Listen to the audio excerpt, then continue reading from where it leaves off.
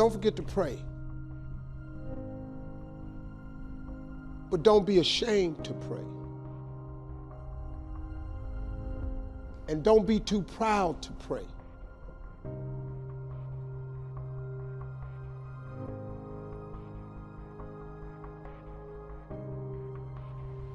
Listen to me. I don't care how dark it look for you. I don't care what they done said to you. I don't care what the verdict is. I don't care what the haters say. Prayer changed things. I'm talking to a girl that I grew up on a block, man, that it didn't breed success. A lot of people on our block ain't here no more, man. I grew up in a place, man, that was you had to be something else, you come up out of there. Prayer changes things. I was told I would never be nothing. Prayer changes things. I flunked out of school. Prayer changes things. I'm on my third marriage, lost everything I've owned twice. I've been homeless and lived in a car for 3 years. Prayer changes things. Prayer.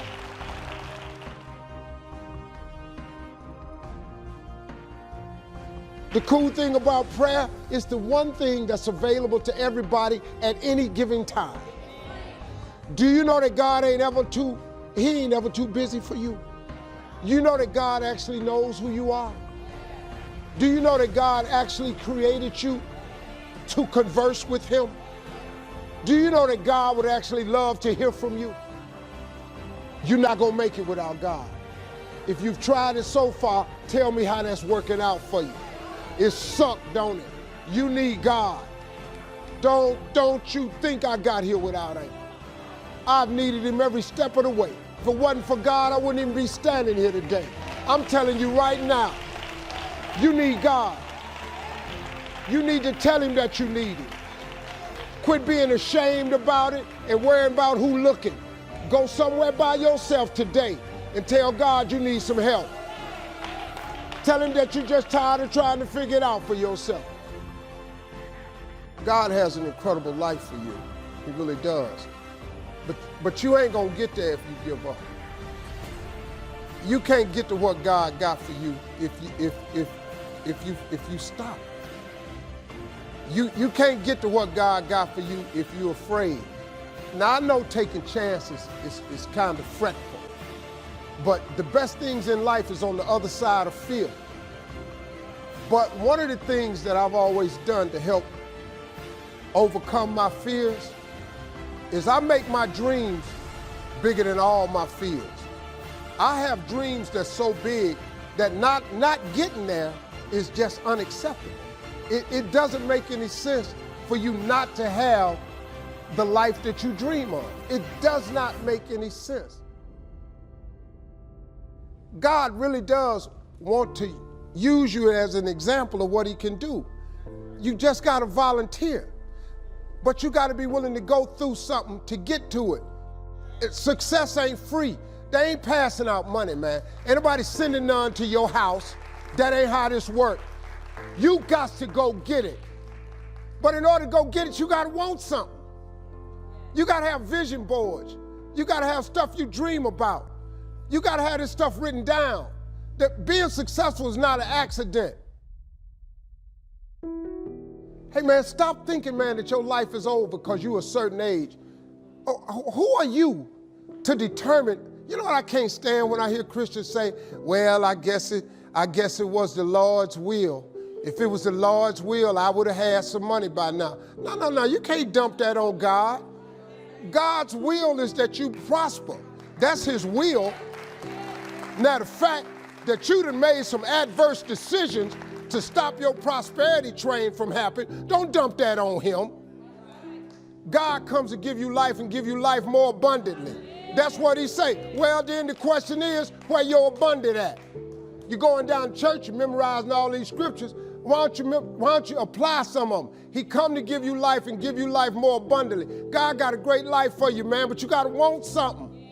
You got to want it, you got to write it down. Most people don't have what they want in life because it ain't written down nowhere.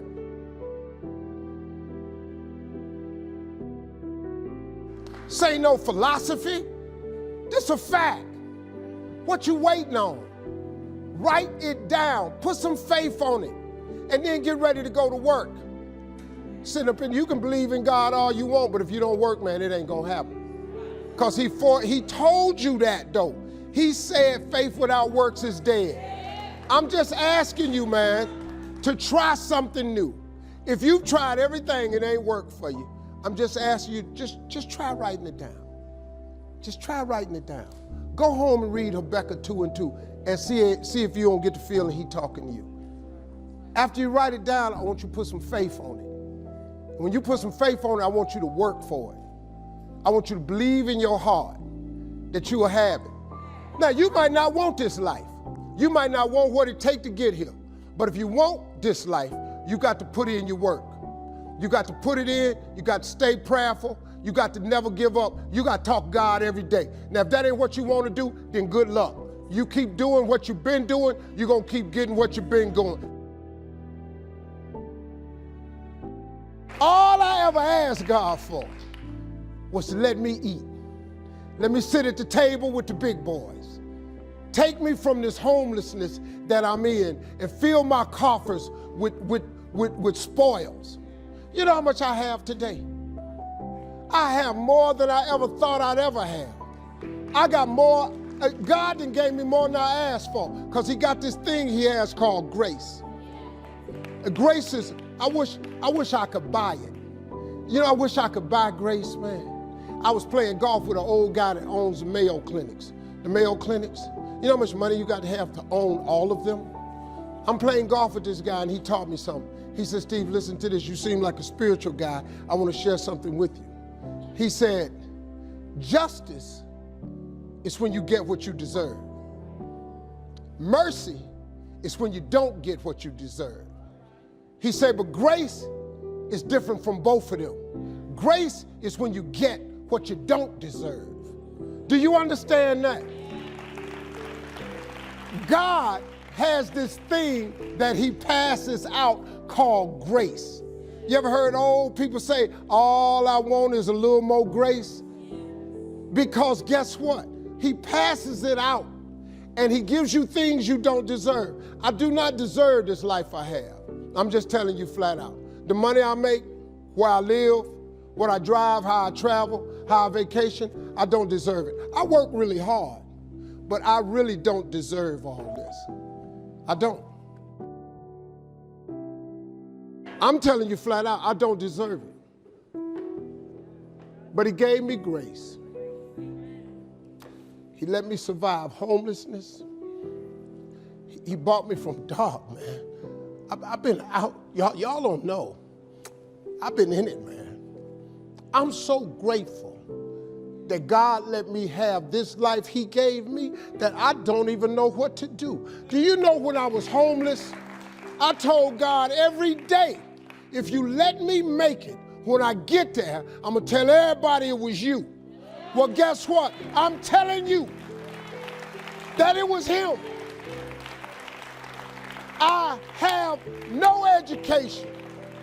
I ain't got a degree of any kind.